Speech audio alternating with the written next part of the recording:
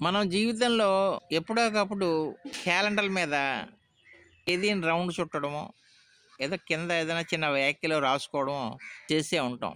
ఈ మధ్య మానేసి ఉంటాం కూడా. కానీ మళ్ళీ మొదలుపెడదాం. మీరు ఏదైతే సాధించారో దాన్ని ఒక చిన్న వ్యాఖ్యలో రాసుకోండి.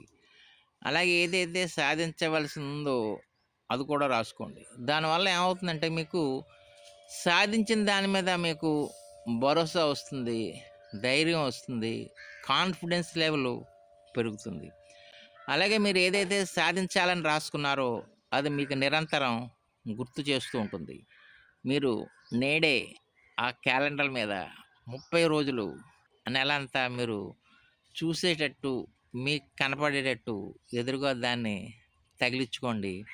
నెల తర్వాత మీరు చూసుకోండి ఎలా ఉంటుందో మీ జీవితం. Thank you.